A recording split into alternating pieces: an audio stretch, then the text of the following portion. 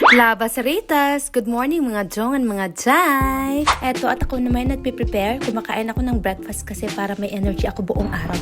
At dahil today is a shooting day for today's video, naglalakad ako papunta sa bus stop at nakikita nyo naman maaraw.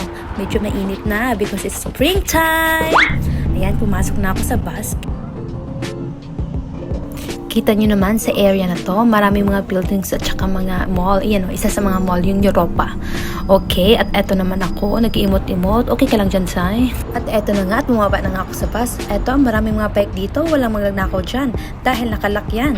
Maglalakad ako ngayon, papunta sa shooting. Kasi naalala nyo, nag-audition ako. Tapos nakuha ako. Ako yung nakuha sa isa sa mga main characters. Ngayon, punta na ako sa shooting. So, nandito ako ngayon sa CR. Bakit ako nasa CR? Because, mag-shoot kami ng isang project. At ito yung isang bank dito sa Europe. Naghahanda kami para sa shooting. So, ito yung suot ko. Ito binigay nila sa, hindi nila binigay. Like, pinahiram nila sa akin.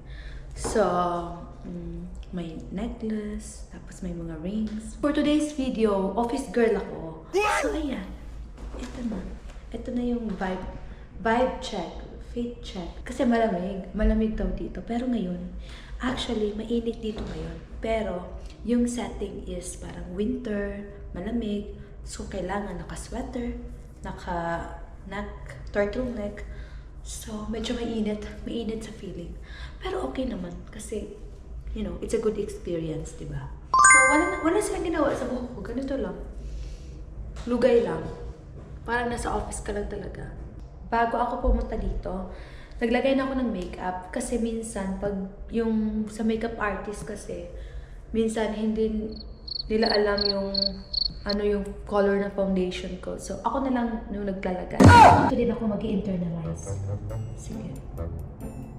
Meron kasi binibigay na storyboard. Like, ito yung instruction kung ano yung scenario. Tapos, ikaw na mismo yung mag-iisip kung paano mo yung gagawin. So, ngayon, okay, silent muna. Mag-internalize muna ako.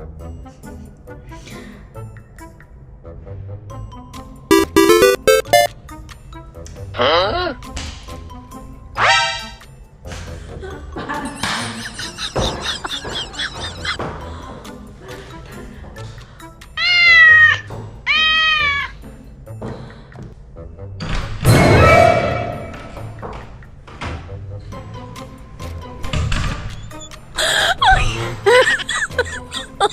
Oh my God! Babalikan ko kayo mamaya. Kasi hindi pwedeng mag-film or mag-video doon sa loob. Hindi pwede kasi bawal. Bawal yun. Kahit saan ka magpunta, bawal ipakita yung parang behind the scene. Ganun. So, ayan. Nandito ako sa CR. Dito lang ako sa CR nag-film. Sige. See you later. So, yun na nga. Kakatapos lang namin sa shooting. First time ko na magkaroon ng like main role. Isa sa mga main role. So, ganun pala. Sobrang, hindi na mahirap, pero mas nakaka-train siya kaysa maging extra. Pero, mas malaki yung bayad. At mas malaki yung makukuha mong experience, you know. At saka yung exposure. So, ngayon, naglalakad na ako pabalik sa bahay. But, hindi ko alam kung saan ako dadaan. So, ito yung itsura. Yan, bus stop. Diyan ako nag-drop off kanina. Yung bus stop na yan. No. Pero, I think, dadaan ako dito. Dadaan ako sa passage. Downstairs.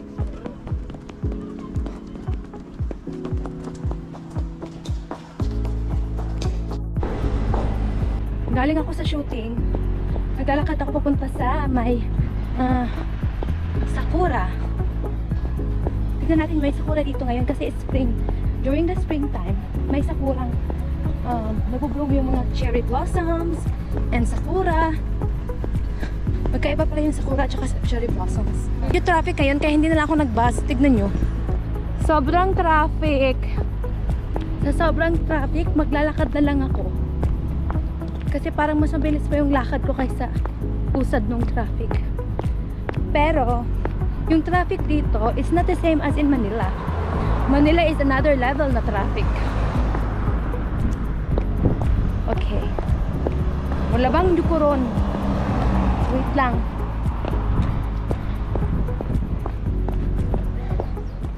Oh, ayan, nakikita ko na. Nakikita ko na ang sakura. Ang mga sakura na naka-purple. Ang ganda. Tignan niyo. Wow. That's a river. Tapos, andito na ang sakura. Dito medyo dark pink. At doon, medyo light. Kung nagugutom ka, pwede ka rin bumili ng mga pagkain or mainumin dyan sa bandang yan. Gusto niyo bang makita ng malapitan ang sakura?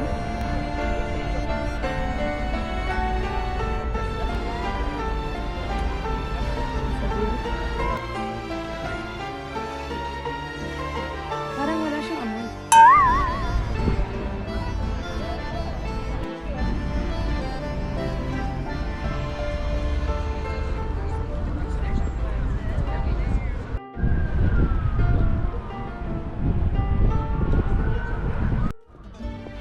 Ang daming tao dito. Dinadagsa talaga siya ng mga tao dito. Kasi, mga 1 to 2 weeks lang siya nagbo-bloom. Hello, oy, may nakita ako dito mga babae. Babae. Ano? Naghahanap ng cherry blossoms. Char. From the history, sakura really came from Japan. May mga bees. And it's admired by the people all over the world. Alam niyo ba kung anong ibig sabihin ng sakura? Sakura became a symbol of renewal, fleeting beauty, and the transient nature of life. Reflecting the Buddhist influence. Ngayon, kahit saan ka magpunta, kahit saan ka tumingin, may makikita kang sakura sa mga medyo malalamig na bansa, katulad ng Lithuania. Dito sa Vilnius, Lithuania, isa sa mga kilalang lugar dito ay ang Sugihara Sakura Ayan, may mga Park. nag-basketball, may mga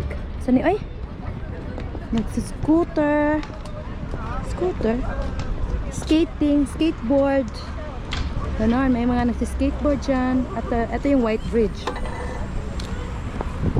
Diyan naman yung mall. Tsaka yung mga skyscrapers nila. Doon banda yung Sakura. Yeah. Maglalakad na lang ako pa uwi ngayon. Kasi sobrang traffic. Mas mabagal pa yung sasakyan kaysa paglalakad. At the same time, exercise and enjoy the view of Vilnius. Maganda sa Vilnius eh. Sobrang green, maraming mga plants, there are lots of trees. Diyan banda may mga nagba-volleyball. Kapag malamig, nasa loob lahat ng mga tao. Pero pag mainit, nasa labas lahat. Kaya pag winter, kala mo parang walang tao. Pero pag summer or like pag ganitong panahon, spring, summer, fall, halos lahat nasa labas. Kasi in-enjoy nila yung init, yung araw. Kasi minsan lang. Mostly kasi malamig at saka umulan. So yeah, this is how it looks like.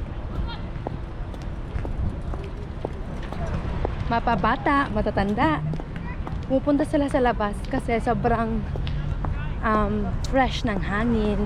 Maraming mga tanim, ganon. May bike lanes din dito. So it's very safe kasi iba yung daanan ng tao at saka iba din yung daanan ng bike lanes.